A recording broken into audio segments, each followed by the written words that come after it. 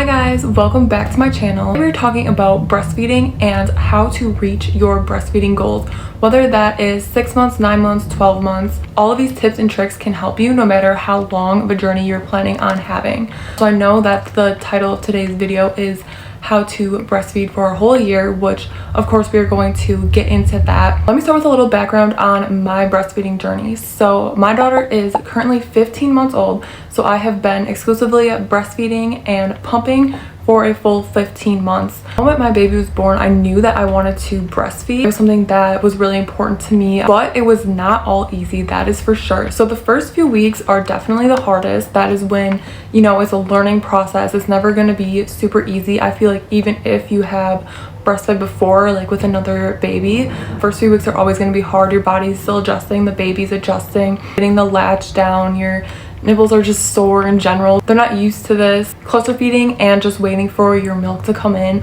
all of it is kind of overwhelming, but don't worry, it definitely gets easier along the way. Here we are a year later. I'm so proud of how far we've came, and I would love to share what I've learned along this process. So I want to start by what helped me succeed. This is what you're here for. How do we do this? Well, breastfeeding is definitely a natural thing, but it is also a learned skill. What helped me was, as in the hospital, if you tell them that you want to breastfeed, you'll likely meet with a lactation consultant. They show you a few different positions on how to get a good latch and how to feed your baby. So I'm going to put the positions here. The side lying position is great for nighttime feedings. Just make sure the shirt or whatever you're wearing is not too baggy so that it doesn't cover the baby's nose. This position is also good for moms who are recovering from a C-section. The laid back position is pretty comfortable. You can prop your back up with a pillow and just have baby lay on your stomach. I will say though, as the baby gets older, they start to move a lot more and tend to need more support. So I would say this one is good for the first few months.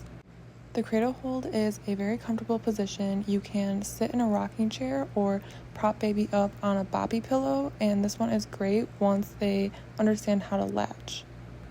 For the football hold, you hold the back of the baby's head where their eyes would be facing your shoulder and their legs and feet are almost tucked under and behind your armpit. This position is great for teaching babies how to latch, large breast, C-section recoveries, and twins. The cross cradle hold is great for allowing good head control and a deep latch. You will hold your baby across your body, tummy to tummy, with their head supported by your hand. This position is great for the early days when you are both still getting used to the process. You kind of just have to see what works for you and your baby, and it's not always going to be the same thing. Maybe at night they prefer one position, in the day they prefer another. It just kind of depends, and if you're having trouble with the latch, switch up the position, and most of the time that will help. So always remember, if it hurts, something is off. It is not supposed to be painful. Of course, it is normal for things to be sore in the beginning, but if it's hurting throughout the process of your baby eating, you got to switch something up. Something isn't right. Make sure that your baby's mouth is like open wide, the lips are flanged out, and their chin is touching your breast. Another common thing that people always ask about or struggle with is maintaining your supply. I personally got very lucky. I wasn't drinking the right amount of water or eating the healthiest of foods. My supply never really dropped. The only time it dropped is when I got super sick with neurovirus and I wasn't able to keep anything down. Then I noticed a huge drop in my supply, obviously, and that was very hard, but there are ways to get it up and keep it up. So of course, the number one thing is drinking enough liquids, like especially water. Drink water as much as you can, and then of course eating healthy, keeping your fruits, vegetables, and protein up is one of the best things you can do to continuously have a supply for your baby. Here are some good options to help maintain your supply or to run to when you are feeling like you have a dip in your supply. Feel free to screenshot this for later.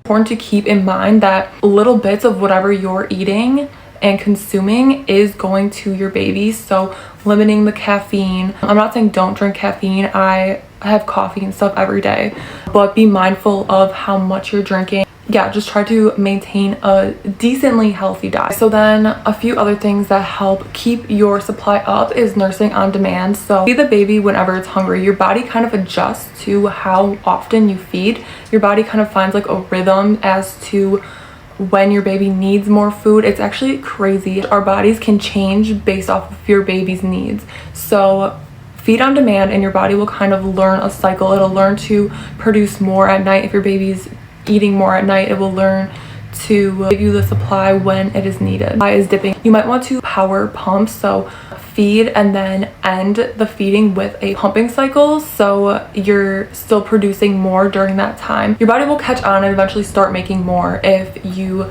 feed your baby and then pump after. Of course, during the early stages, skin to skin actually does help your body learn and trigger it to produce more milk. I don't know how, but it actually works and it's so crazy.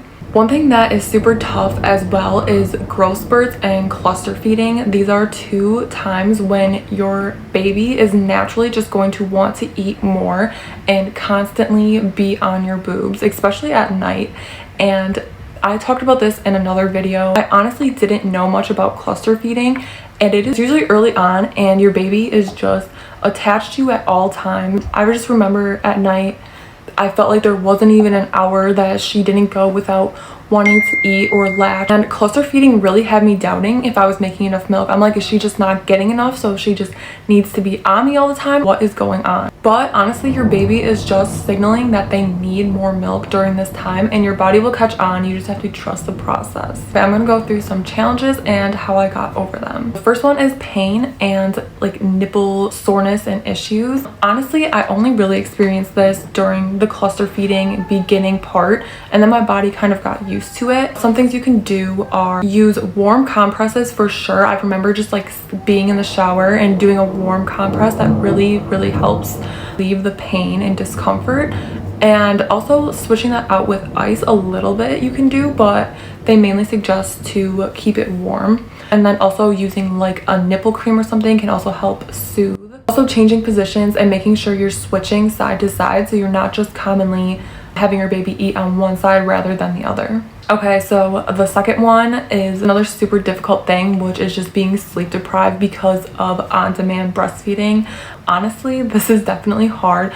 I personally started feeding lying down, and my baby honestly preferred that, especially at night. And then just ask for help. If your partner could wash the pump parts or the bottles, any like extra help just to lift some of the burden off of you. Another struggle that I know people kind of deal with, it is clogged ducts or mastitis. So luckily I never have dealt with mastitis, but it is definitely a serious concern. And if you feel like you have any of these symptoms, make sure to go to the doctor immediately. It is not something to mess around with at all. But I did have a clogged duct once. I tried a bunch of different ways to get it unclogged. One thing you can do is take like a hot shower and do a warm compress and kind of try to like massage it out yourself. You'll know if you have one because it's like super painful in like a certain area, and sometimes you can even see that it's clogged. A hot compress and massaging it out in the shower, that didn't work for me, but that is like one of the first things that you're supposed to do.